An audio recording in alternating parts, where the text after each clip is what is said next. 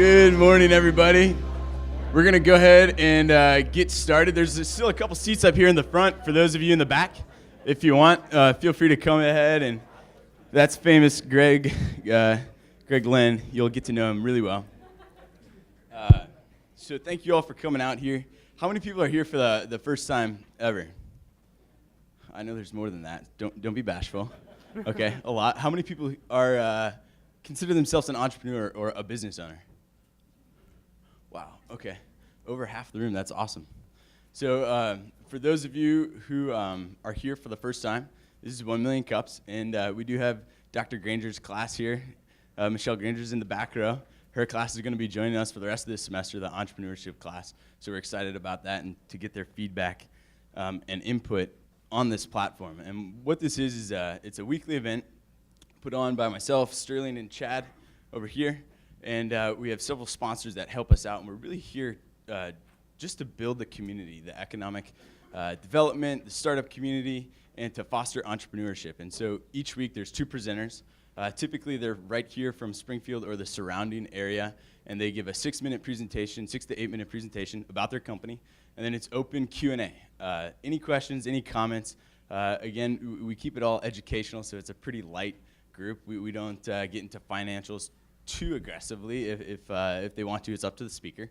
But definitely ask your questions, give your comments, your feedback. That's what we're all here for. Chad and I will be on each side of the room, so just stand up, raise your hand, and we'll come over to you with the microphone and ask the question. And we're here every week. If you are not on our email list, you can find us all on social media and all that stuff and link up with us to keep an eye on what's going on. And without further ado, we'll get to our first presenter, Christine Hinson with 417 Rage Fitness. Well, good morning, everyone. Can you hear me? Because I feel like, is it on? Okay. Good morning, everyone, and thanks for coming and giving us the opportunity to tell you about our business and our vision for the future. I own 417 Rage Fitness in Nixa. That is our logo. This dog exists, actually. He's our gym dog. And I'm originally from Germany. I moved here when I was 21, so that's a long time ago. I'm also a certified personal trainer, group fitness instructor, and I've always loved fitness since I was 15 years old. I started lifting weights. I wasn't all that good at basketball and all that. I just don't get the whole mechanics of a game. But I can just do my thing by myself, so I was completely hooked. I'm also a group fitness instructor. Came over here, I joined the Army because that commercial said be all you can be, and so I thought, all right. And I was in the Army for 14 years, enjoyed it. I got my MBA from MSU, yes? Go MSU. And I can never get enough from school, so I'm again in school for exercise science, a master's degree in that. I'm looking at PhD programs, and my husband is very mad. He wants me to graduate before I draw Social Security, but we'll see. My husband Victor is here with me. He's from Springfield, and he's been a hairdresser for 30 years. I got 2 haircuts from him and married him. We all know they're hard to find, right? So I got to get that one. And Victor actually officially became a senior citizen on Monday. Yes, but he's our insanity instructor, which is the hardest class we teach. And in the gym, they call him Cardio King. I mean, this man is crazy. He also works full-time at Nixa Barber & Style. If you're familiar with Nixa, Nixa Barber & Style is located on Aldersgate, which is right across the street from the gym. And actually, the relationship gave us an idea, and I will talk about that in a little bit. So what do we do at 417 Rage Fitness? We rage against the obesity epidemic and the sedentary lifestyle that leads to all diseases that are associated with that. About 36% of Americans are clinically obese, so that's a BMI over 30. And it doesn't look like it's getting any better anytime soon. A lot of that has to do with people working 2 jobs, possibly thinking a workout needs to take 2 hours, and so much misinformation about the right way to eat to lose the weight. And it can be just mind-boggling. Low carb, high carb, Atkins, paleo, how about that? So a lot of people gain and lose the same 20 pounds. I mean, I've been there, so I know how that feels. Well, now you can say, well, every gym does that. Everybody's about fitness. How are we different? We are different in that our weight room is a very specific entity on its own. It is a real weight room, not a watered down where it's not really serious about working out. So we draw a lot of bodybuilders, powerlifters, people that are really, really serious about it. If they drop a weight, I'm not going to rip off their head, at least not right away. So we have a lot of equipment with lots of weight. We probably have, what, 10 tons? Victor went through the trouble and added the weight. I don't know why, but 10,000 pounds is what we have. So we appeal to the experienced and serious lifters of both genders. We have actually quite a few women that are really into it. We also offer group fitness in a completely separate area of the gym with a separate entrance. So if there's a lot of times women don't feel very comfortable going into our weight room because it just reeks of testosterone. I mean, you can smell it. So, so they go through the back and go to our classes, and we have classes for every level of fitness. And one of my members is here, Carissa, and she takes a lot of our classes, and they're just really fun, and they get you to your goal in a controlled environment. You don't have to worry about what to do. We'll tell you. Just do what we say. Pretty easy. I also offer personal training. That's for people who have physical limitations that often prevent them from exercising because they don't know how to work around them. We all know that person with the hip that's out of whack, the knee, the shoulder, and so easily said, well, I can't exercise because I had rotator cuff surgery. And I can still help those people because the other arm still works on your legs, right? So we figure something out that you can get started while this shoulder rehabs, and then we go from there. We also provide nutritional consultations. And that was inspired by a client of mine who told me she goes to a local facility to help her with diet, and this person told her not to lift weights. Okay, thought that's odd, because we all know that lifting weights builds muscle, which increases your metabolic rate, and then you have less of a hard time keep the weight off. So of course I had to investigate. I went undercover, acted like a client. Yeah. And what I found out that a lot of these weight loss clinics, because once I went to one, I had to go to all of them, right? Is a lot of prepackaged food for a lot of money. And that food is good until 2018. That should give you a clue right there. And I mean, when I was in the Army, the MREs were like, you know, from the 60s, and we still ate them. So it was pretty close same. A lot of them are glorified supplement sales companies, because their vitamin, folks, let me tell you, whatever you're taking is not the one. Only their vitamin will help you. And I think this is horrible. People are desperate. They want the help. They're being told this will work. They go there. They're on a low-carb diet. I mean, anybody can come up with that, right? You will lose weight, low-carb. I guarantee it. Now it'll all come back, plus some. So it's not a health benefit. It may get you in that dress for this specific event. But hey, for next year's event, you better buy a tent, because you're going to gain it all back. And that's not health-sustaining. It is actually damaging to your system. So that is something I'm very, very passionate about. Lifestyle change and results that will be there for the rest of your life without you feeling you have to weigh every single pea or have a counter with you, you know, track everything. I've done all of that because I competed in bodybuilding. That's an insane industry. So we thought, okay, we're going to look at the science, the actual science, not what I think, what my philosophy is, what somebody else's philosophy is, the science, hard data. And we are inspired with our nutrition program from the Physicians Committee for Responsible Medicine. Practicing physicians, internal medicine, family practice, came up with a nutrition plan that is sustainable and focuses on real food. That is food that doesn't have a TV commercial. I've never seen one for a tomato. But Doritos, yes, that's not food. That is not food. Our program is low cost compared to all the other ones. We only charge $100 a month to help people slowly change their lifestyle, not from Monday to Sunday right away, and then everything falls apart. Because that happens, right? We've all been there. And it has a higher and a proven success rate. Yes, can you lose 30 pounds in 30 days? No, not with our program. Not going to happen. I'm not going to lie to you. It's going to be slowly but steady. And if you keep it up, because those are habits that can easily be done every single day for the rest of your life without you feeling deprived. So it's not a quick fix. So some of the programs, Nutrisystem, like I told you, that's the MRE with a new name on it. Jenny Craig, it works, right? And what about Kirstie Alley? It worked for her numerous times, didn't it? Yeah. So this doesn't work in the long term. And every time you lose weight, you have more visceral fat. That is the dangerous fat between your organs. So when you see somebody that has that barrel belly, that's what that is. It's not a beer belly. It's the visceral fat. And that's what's linked to heart disease. It's very, very dangerous. All right, so how did we get here and where do we want to go? We are at a point in our business where we can't grow without some assistance. Victor is working full-time at the hair salon, and I'm it. Yes, I do it all. And there's 24 hours in a day. We have 2 kids, so you can imagine that I get a little bit ragged. But we got to grow because there's such a demand for our services. So we bought at this gym in July 2013. Our banker said, "Why do you board the Titanic?" Well, because I can put wings on it and learn how to fly, because I see the potential of this gym. I was a trainer at a different gym. Yeah, that's really bad. And I worked out at the one we own now because I like the weights, I like the atmosphere, the equipment is awesome. It's a good vibe in there. So we bought the gym. At the time, it had 100 members and revenues of about 7,500, not even break even. So no wonder my banker thought I lost my marbles. But he thought, okay, sounds like you can make this happen. It was very dirty. It hadn't been cleaned in 3 years, if you can even imagine that. When you stepped on the treadmill, you got dust in your face. I mean, that is dirty. They had a lot of MMA going on, you know, grown men bashing their heads in, thinking that's great.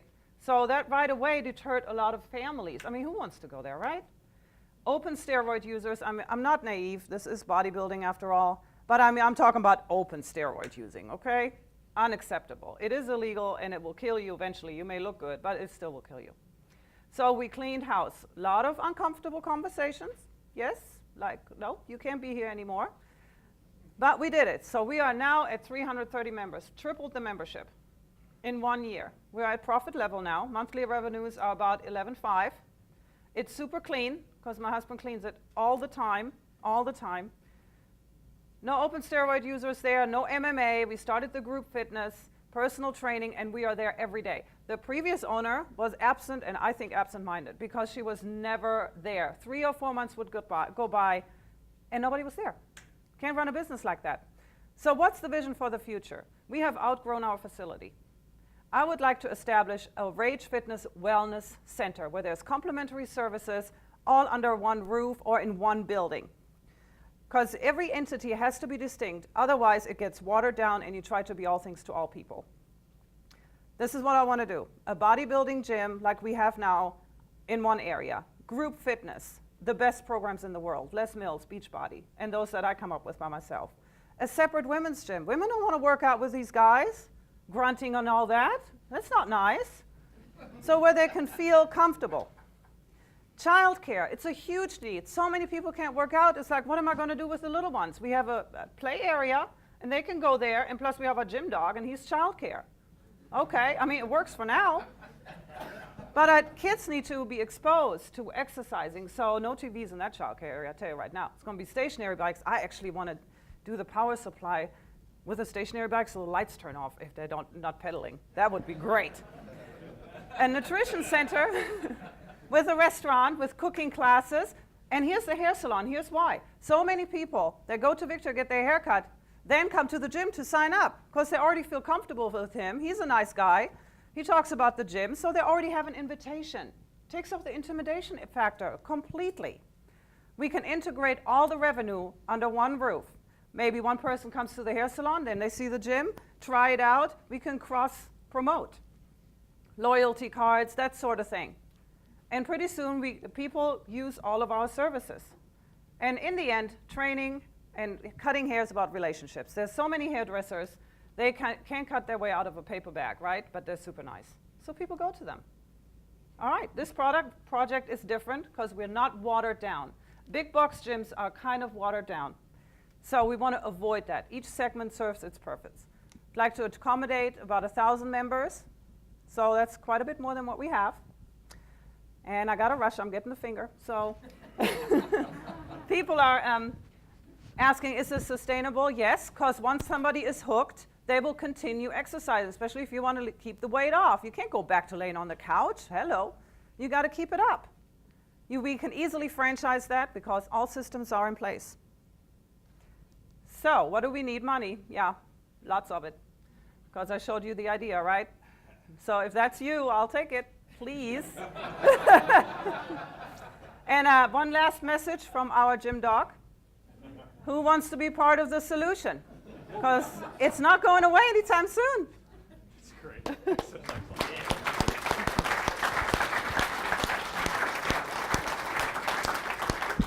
All right, so we'll open it up for questions now. One off the top of my head, so you mentioned a wellness center. Uh-huh. Will this be changing your membership fees? And can you tell us a little bit about how that change will affect the membership? Well, we have different membership fees right now, depending if people want to pay up front, be in a yearly contract, or just want to pay month to month. It all depends, really. I want to be competitive, and we know Planet Fitness, they charge $10 for, I think, pizza. But anyway, it still has to be comparable. So that's something we'd have to look at the numbers and figure that out. So we still at a profit. So Rage Fitness sounds like a great name for steroid users and MMA fighters. Are you considering changing the brand, especially for a wellness center, Yeah, to be I more would. appealing to that audience? I would. Actually, our members came up with that name. It was Edge Fitness before. And so there was issues with the previous owner and the sign. So I had to buy a new sign. So I needed something where I only have to change a few letters. And I told him, just give me your ideas and write it on my window. So a member came up with Rage, and then another one said 417 Rage. And then another member came up with the logo, and all three of them got a month for free. So yeah, that's the design team. Yeah, but I'm open to that, of course. Like a ladies' gym can't be called Rage, you know, something nice. Forever Fit, I don't know. As you grow and scale this operation, how many employees are you anticipating bringing on? Well, it depends on how big we start out, probably 4 or 5, because again, I'm doing it all. I do every group fitness class. I'm constantly sweaty. I'm not to gross you out, but you know, I do one in the morning, then I run the gym, then I have personal training clients, then I eat something, then I do another class, and then I have to memorize the new classes I'm about to teach. And you know, I'm 45 years old, so I'm about to break. But I need some instructors, top notch, and I actually have an interview with somebody who walks on water, I swear. She's amazing. I love your idea of incorporating the kids part of it. I know there are ones available, but all they do is they sit there and they watch the kids watch TV. Right. I do know there are video games that are actually powered by a stationary bicycle. Really? There See, is that's what I one. like. And I love your idea of like bounce houses and things that what kids love to do that would keep them active and start them on that route. Exactly. At a really early age. Yeah, because you set the tone right there. I have 7-year-olds in my Pilates yoga class, and they're flexible, make me look real stupid. Victor had 10-year-olds in Insanity. We welcome that, that's fine. Yeah. Christine, a lot of the presenters that come through 1 Million Cups are asking for a capital, some sort. Do you feel like you're really ready to take a check today or tomorrow? And if so, what would that allocation be used for? I am ready to take a check, yes, sir. Let me say that again, I'm ready to take a check. That money would be allocated to finding a property because Nixa is small. You know, I'm not kidding myself here. It is small. I think we need to be more on the main drag, like Campbell is a good one. We actually looked at some driving down today. There are several for rent or for lease, like right by Academy Sports. Perfect, perfect. It will go to finding a location, either tear down a building that's already there, or if it can be remodeled for our purposes, great, or build a new one. Immediately, it would be put some more staff into place and make it known what the future plan is. Because on Friday, I'm already meeting with the Nixa School District, and we went to their kickoff. 80% of their employees are overweight, and the superintendent asked me if I can help him. So I'm going to figure this out. You know, I always jump, and then I learn how to fly my way down. No big deal. I'll just make do in what I have now. But eventually, we're going to outgrow this facility, so that would be the first thing. The question is one that I think it's easy to answer. Are you ready to accept a check? I think we all say yes. Something we see a lot is a company getting to the point where a check is being written, but you can't accept it because you don't have the appropriate operating agreements or subscription agreements. Basically legal and accounting issues. So I'm curious if you started looking at that part of your growth, and then also if you started to explore all of the challenges with establishing franchises. And then I think you can probably ask for a show of hands of people in the room, lawyers, CPAs, who can help you with that. I mean, obviously, a lawyer had to be involved, and a CPA has to be involved. I looked into all the legalities, that's the big thing, involved in franchising. So that is a long road. I think that is step 2. Step 1 would be expand on what we have right now. Then once our lease is up there, step 2 is to build the first prototype.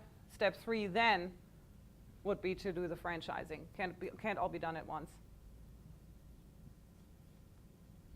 I know back where the town I'm from, as far as like the school district stuff, the local gym offers like, you know, discounted membership to like servicemen, police, firemen, and teachers as well. And I know, you know, you just go onto their website or whatever, and they like the teachers love it. And I'm sure like, you know, over 50% of the teachers in our district go to this gym regularly and Right. stuff. So I don't know, that could be an incentive. I do that actually. Yeah. So I do exactly that. But what I've also found is the flip side of that. If they want to be in an actual program, there has to be a cost attached. Because free never works. I found that out. There has to be an investment. They take advantage of it. But Right. And I want to help. I truly want to help people. maybe teaching classes like at the high school or something. Yeah, that could definitely work. Why not? I'll teach another one. Yeah, I've got 2 questions. The first one is, do we get a discount if we tat up before we come in? Well, yes. Actually, that's an entry requirement.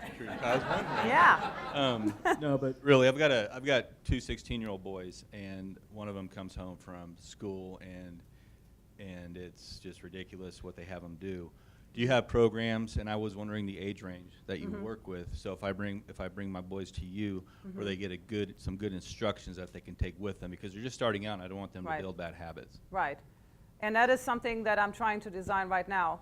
And the only thing that stops me from doing that is another set of hands. That's why I'm interviewing this trainer, because I would like to offer after-school program at 4:30, right when they get out, or 4 o'clock, a formal after-school program where they actually learn the basics of weightlifting, cardio, and make it fun, because that is so important.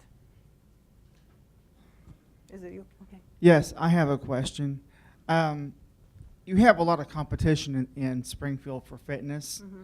A consumer who is just looking for a fitness center, what differentiates yours from theirs? Why? How are you going to get them to choose yours, say over Ozark Fitness, YMCA, and your other competitors? What is your difference? Okay, good question. Actually, I was a member of Ozark Fitness, which is now Genesis, for 15 years. And really what you buy there is access to use the facility. With us, yes, you buy that too, since we are 24 hours, but also the personalized attention. People can ask me questions at all times, like how do I do this, how do I do that?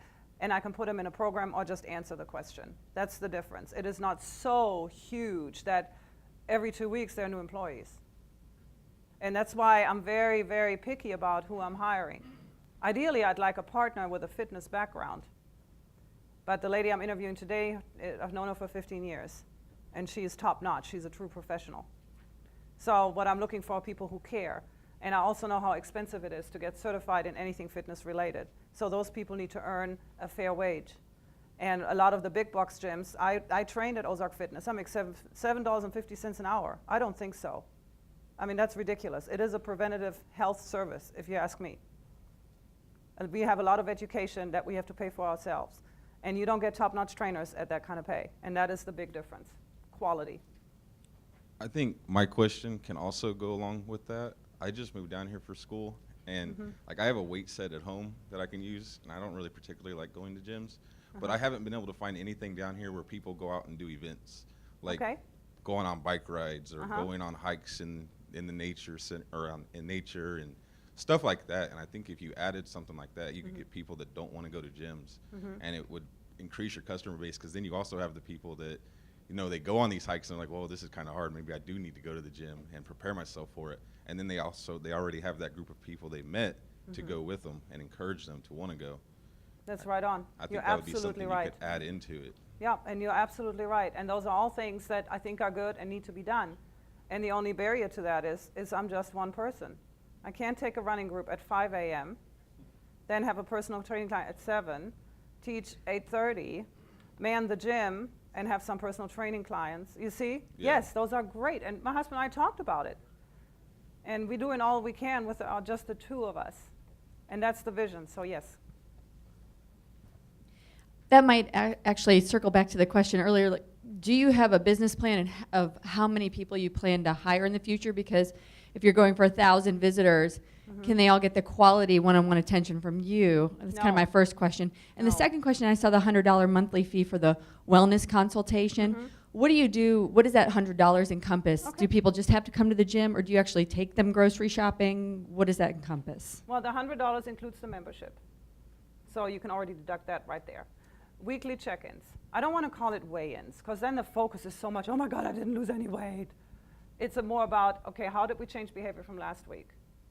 How many fruits and vegetables did we eat? What is the challenge? Well, you know, Susie at the office always brings in donuts. They need to talk about that. They need their constant contact, the accountability.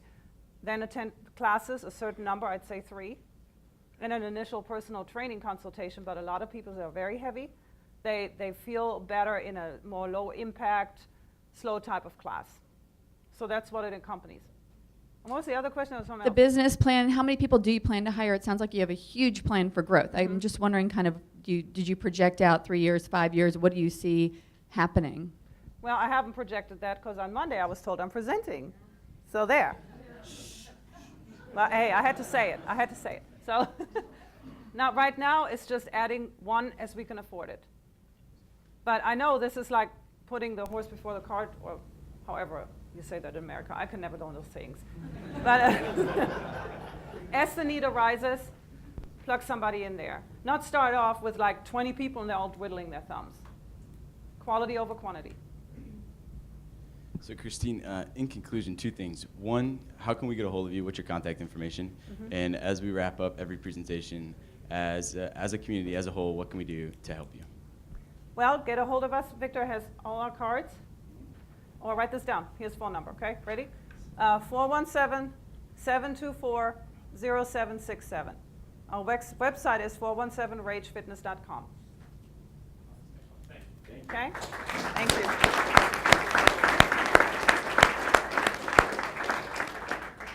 Thank you, Christine and Victor, and also to our next presenter, Scott, because we've got several people that have applied to present, and we're working through timing issues, and both of these people agreed to step up in a hurry, so we really appreciate them doing that. Hey, some announcements. AITP, that meeting is today at 11:30 right here in this room. Who's the AITP representative? Anybody here? I'm sorry, I don't. Right there. There he is, if you have any questions. Also, the Real Estate Investors Meeting is at 6 p.m. this Thursday at Pasta Express. And these guys have got you're going to go make some money, right? I do. Okay. So All right. call me. Write the check. 417 Don't forget the zeros. The Real Estate Investors Meeting this Thursday, Pasta Express, 6 p.m. And Sean, if you have any questions right here. Also, on your seats, we've got the Go Big pitch competition. You need to register by September 1 if you want to enter this. That's at the Business Expo.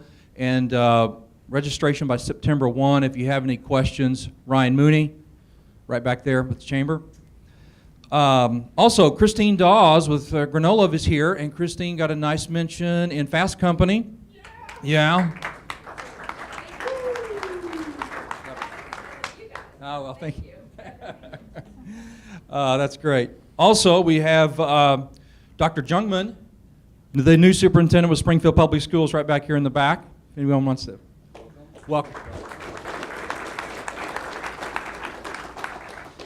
Also, the Project Management Institute's monthly meeting is tomorrow at 6 p.m. at McAllister's, Kansas, and Battlefield. And where is, there, right here. You have any questions? See, there's the guy to see.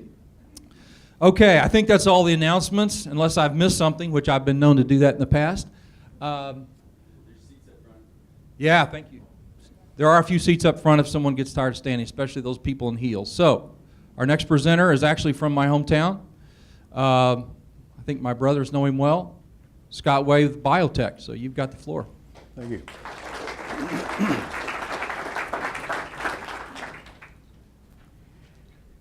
Well, that's a tough act to follow. Personal fitness is a big deal, and I'm going to talk about the fitness of the earth a little bit today. So it kind of ties in. I really wish we had a way to light up our slides a little better. They're very impressive slides if you can actually see them. I don't know if there's any way to control the lights to make that any better or not. But anyway, I'm the CEO and co-founder of a company called Biotekt. Biotekt is a manufacturer of futuristic homes. Inside, they feel like being below deck on an expensive yacht, yet they are as solid as the earth itself. Biotekt uses 21st century technology and concepts to address the age-old problem of providing compelling, comfortable, durable, efficient, and safe housing. Our team is a collaboration of architectural, business, consulting, engineering, and manufacturing experts that have a deep concern for the ecological health of our world.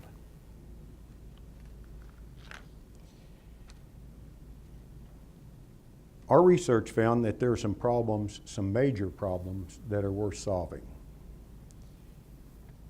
Currently, our current methods of production are not sustainable. 1 billion trees are cut down each year worldwide to produce paper alone. 2/3 of all the trees cut in the United States are for construction methods. It takes 7 to 8 trees to make enough oxygen for one person to breathe each year. Kind of begin to get a feel of what's going on here. There's a conventional building has a huge carbon footprint just to heat and cool those buildings. I'm not talking about manufacturing, but just to heat and cool. When we burn 1 ton of coal to produce the energy to heat and cool, we are putting 2.5 tons of CO2 into the atmosphere. It takes 17 trees to absorb 250 pounds of CO2. At that rate, your yard would need to have about 1,100 trees in it to be able to go carbon neutral or carbon zero. You begin to see that this is a real problem that our research is bringing out that I hadn't really thought about. Our current construction techniques also are susceptible to violent weather. No matter how strong we build our conventional buildings, hurricane ties, strengthened walls, when a major tornado, major violent weather comes through, we're going to end up with this same result. And that's homes destroyed and be back in a rebuilding situation. Right now, there's a high cost, and it's going higher for skilled labor. I read an article just the other day that said that skilled labor for construction is beginning to get very rare now. And there's a large demand for skilled labor because our current techniques are very labor intensive. To say nothing about the high maintenance for roofs and exterior. Each year, 11 million tons of asphalt shingles are put into landfills, and that's just replacing about 3% of the roofs throughout the country. 11 million tons of asphalt shingles is enough to have sufficient asphalt to pave a road that's 12 foot wide, 1 inch deep, that circles the globe, and then once again from New York to LA. Huge amount of waste. So, a wise man once said, in order to change an existing paradigm, you do not struggle to try and change the problematic model. You create a new model and make the old one obsolete. In essence, this is the higher service to which we are all being called. More of the same thing is never a solution to a problem. Our solution is no forest or very little are used for framing, because there is no framing in a Biotekt home except for interior divisions. There's no trusses, there's no exterior wood walls. Carbon emissions for our system are decreased by 50% without the additional items that would allow no carbon. A total off-grid solar home equipped with Biotekt has no drain or carbon footprint. They are safe from violent weather. The type of homes that we build are shelters that people would run to instead of from in a storm. Decreased construction costs because it takes very little skilled labor. All of the framing crew, the roofing crew, the siding crew is not called upon for this structure. And there is little or no exterior maintenance. There's no roofs to replace, no siding to repaint or replace. So what does this mean for a target market? Who is our target market?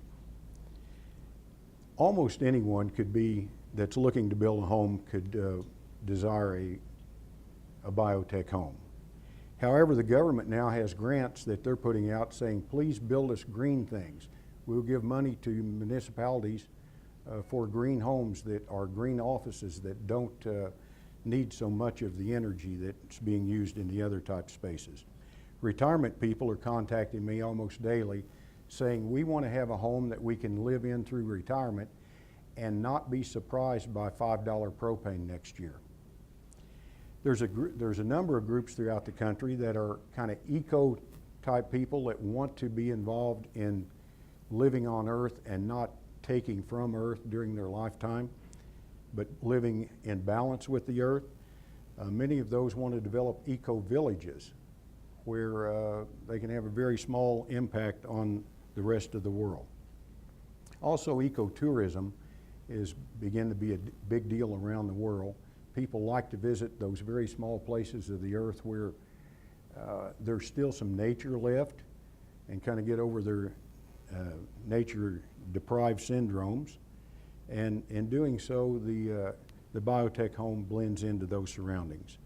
And we also have a prepper group that is becoming more prominent that believe that an earth home is something for them.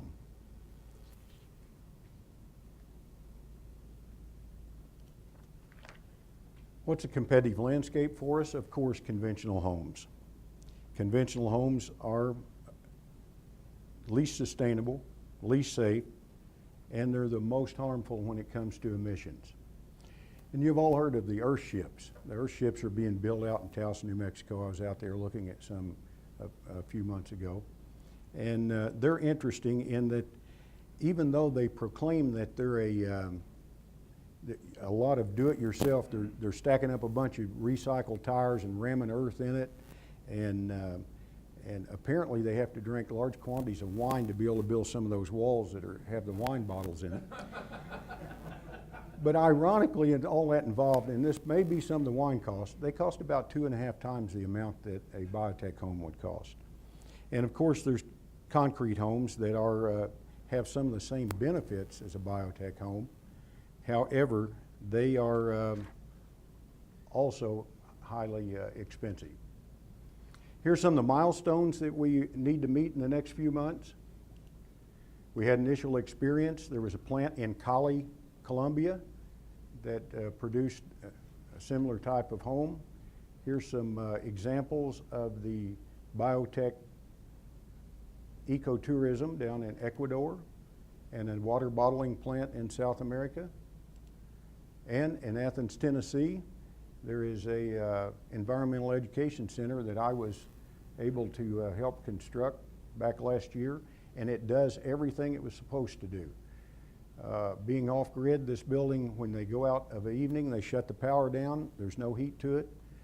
By the next day, even when it's 20 degrees outside, the temperature only drops somewhere around the mid-50s. Another home in Dubai, which is a large part of potential market. And I really wish you could see this, but this would be what a new eco-village might look like with Biotekt homes. Questions?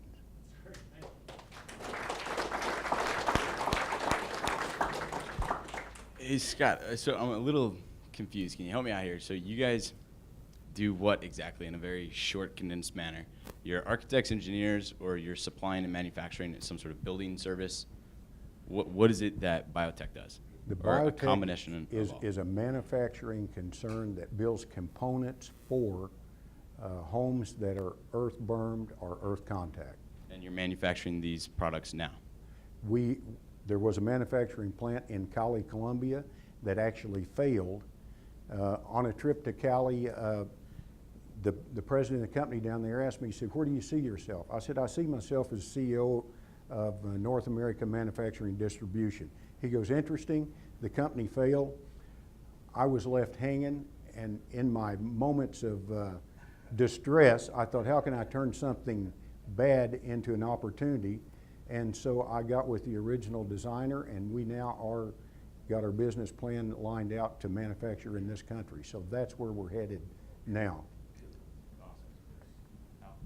Well, you kind of hit my hot button. I bought a Chevy Volt a while back and put up some solar panels in my home to try to offset I thought while I'm at work, we'd run it backwards. Well, the city that I was involved, or lived in, Fremont Hills, made me tear down my solar panels because they looked horrible, I guess. So through that whole thing, a friend that had helped build earthships for Dennis Weaver had told me about earthships, and I got into studying earthships. I'm totally amazed at the technology. I have put my home up for sale because I want to build one, but this looks kind of neat too. I found that every house out there is a energy consumer, where this design is actually an energy collector, and it really amazed me how you can do everything. So you kind of hit my hot button here. I would really like to find out more about your company. The biggest thing I found is that all of the planning and zoning commissions have adopted the 2007 building codes, which none of the earthships meet because they're a non-conventional home. And the biggest problem is getting them through the planning commission. And like Michael Reynolds says, you have to go out and find pockets of freedom, places where don't have the restrictions in the building. But I think we really need to turn that around. What have you done to deal with that problem on the planning and zoning commissions, since they're unconventional style? Well, you know, our building that was installed in Athens, Tennessee is the Environmental Education Center for McKean County. So because of the energy efficiency of that office building, there was no problem, because it was government funded, getting that thing in there. So I see a disconnect between federal government, state government, and local governments in actually being able to do the right thing. Currently, we need to make a change. What is the right thing? Well, we believe that we have a handle on what the right thing is, but I do understand there's some communities where everyone wants your roof to be tile, and everyone has to have. I had my grandmother's sister, she couldn't understand why anyone would live in a house that wasn't painted white. So, assuming you have all the manufacturing, distribution set up and ready to go, what's your marketing plan for bringing this product to market throughout the world? I'm assuming is where your target market seems pretty broad. How are you going to educate people on what you do and generate sales? Well, it's interesting when you say bringing it to market throughout the world, because what we actually are doing currently are speaking with markets in Dubai and some of the Middle Eastern countries that want to buy franchises because the cost of shipping is so high for the completed materials. Our plan is to sell a franchise. Once we have a good production pod laid out and have it well documented on the processes and everything, then we want to ship those franchises locally and cause them to build there. What does the franchise structure look like on that? The franchise structure? What are you selling? What comes with the franchise? You have ongoing support. Is there technology that goes along with it? Absolutely. It would not only be the tools to manufacture, it would be a documented, most efficient method of a pod laid out for productivity. All of the documentations as far as the amount of supplies, the amount of labor that's used in the manufacturing process, the footprint basically of the plant, and with ongoing training and assistance. What's the price tag on that? The price tag on a plant for the basic hand layup pod would be about $1 million. Yeah, speaking of cost, you had mentioned the Earthship homes, and then you had a cost advantage over them. Do you have any hard numbers for like square foot built, like yours versus Earthship?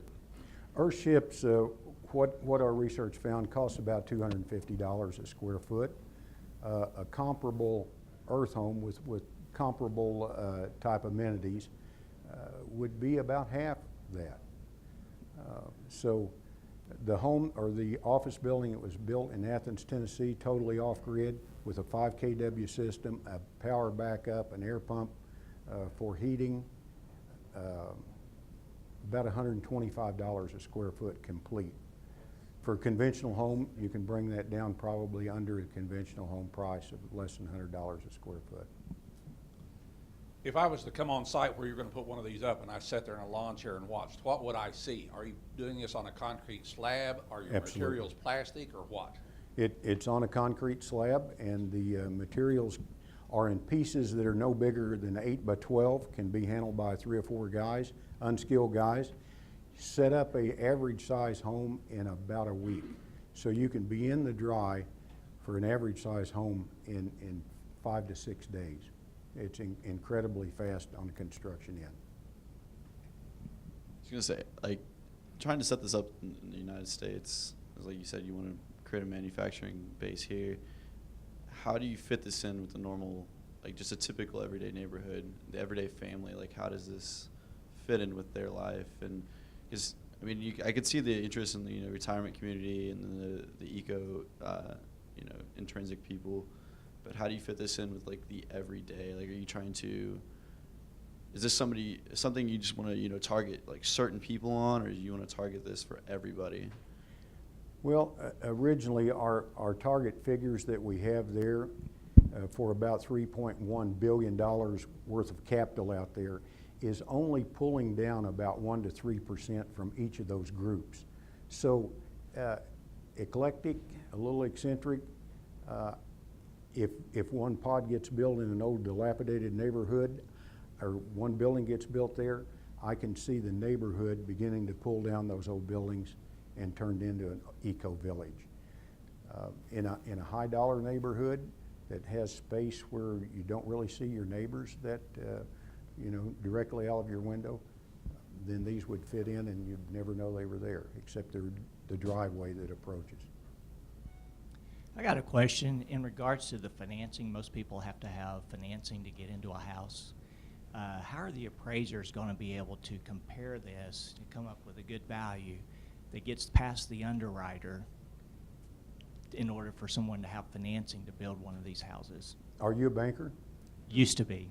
Okay. I'm a recovering banker. We probably need to refer that to a banker, because I had that call just the other day that what they said was, I want to build one of these now. I went to my banker and he said, well, what's the comps? How much do I know what to loan? And this is the way I put it to most people that call and ask for price. Can you afford to build a conventional home? If you can, then you can afford to build one of these homes. Are there comps out there? Well, no, they haven't been. My local banker was happy to loan me the money to build a display when needed. That may be because of my history. I actually pay my bills. So much of this is social responsibility and education that comes along with that, and I imagine that there's a certain amount of media and some content that you can provide out there. In what ways are you leveraging your channels to first educate the community on the product that you have, other than presenting in a million cups? Well, we actually started developing this new company about 3 months ago. So we're very soon into the development. However, we're very far along because I've got 2.5 years with this old company that failed in Columbia, and my partner is the original designer of the concept. So he has about 4 years involved in this. Our new models are already on the books. They're already in SolidWorks. They can be moved for tooling. So at this point, the marketing that we've done has been through our previous websites. I'm getting about 10,000 hits a day or a month, 10,000 hits a month on my previous website. And we built a a list of thousands of people who are interested. Hopefully, what we can do is catapult from that from word of mouth as installations go on. However, I have been contacted by a couple of reality TV shows that want to talk to us and the people that might build, and maybe even have a series on Earth Homes with us as one of their models.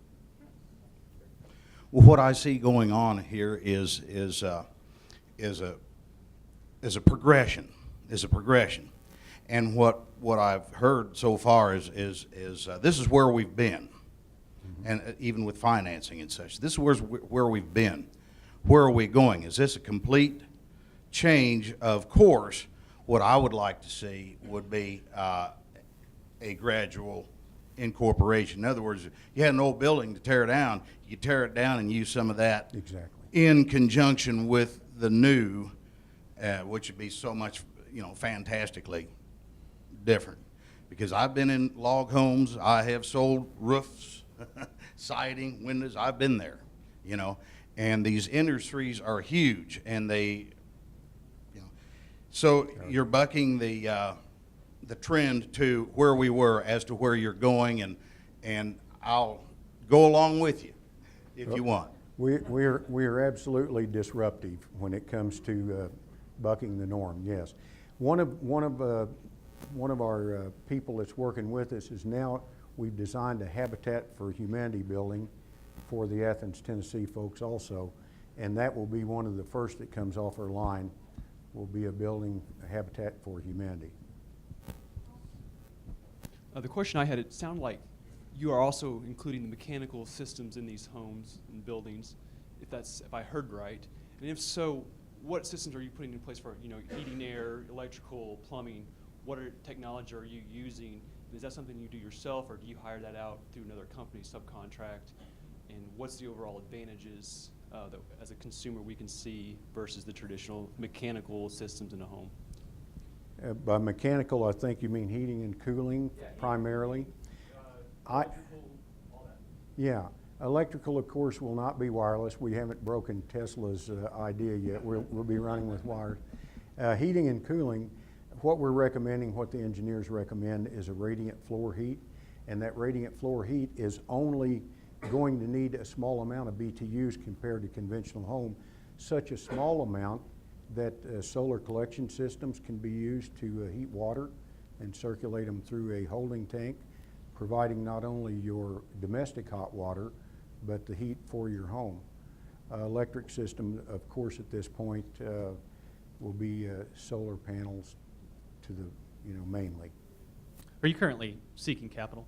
And if so, because that looked like a yes, is more often than not, like we said, a lot of people of our presenters are asking for capital, but it's more a personality of that investor that also leverages certain connections. And if that's the case, what does that person look like? An investor? Ideally, an investor would be someone who is already invested in the composite industry and has some background and could provide ongoing guidance and in that industry. That doesn't necessarily have to happen, because we are in touch with several manufacturers around the country that will be providing us bids for building our tools and working in the process of that. So they will share a lot of their expertise with us. But any investor who wants to step up and put like 2.5 down to have an opportunity to have a good return on investment, I'll be happy to show them our business plan and our models. Scott, real quick, can you tell us about the composite material and what the next step is to bring manufacturing here to the U.S.? What region of the U.S. is prime for manufacturing, and are there current manufacturers that are turnkey for your composites? Almost everyone we've contacted wanted to build and run the pods in their plant, whether it was in Michigan or whether it was in Joplin, Missouri. We might be happy to do that to begin to get our first documentation. Prime for manufacturing is a little community down here called Houston, Missouri. They've got quite a bit of labor. We are not going to be a company that works people and tries to pay them below a living wage. That's not in the model. It won't be figured in. If we can't pay our workers a living wage, then my idea is not to do it. So we have worked with the economic development folks there. They're happy that we would come in the community and want to build us a building to suit so we can begin our first pod. Scotty, as we wrap up here, how can we as a community help you? Well, a couple things. The question about banking, and also if there's insurance people in the room, a question to you would be what do you see as the future of insurance on a building that can't get blown away? Would your company like to underwrite something like that? Because a major tornado, these buildings might lose windows and doors and suffer some water damage, but you're not going to have to rebuild them. That's great, Scotty. Thank you very much. One thing before I go. I would like for you to each remember that next month when you're scheduling your utility payments, remember that if you lived in a properly equipped Biotekt home, you could leave part or all of that money in your bank account. That's excellent.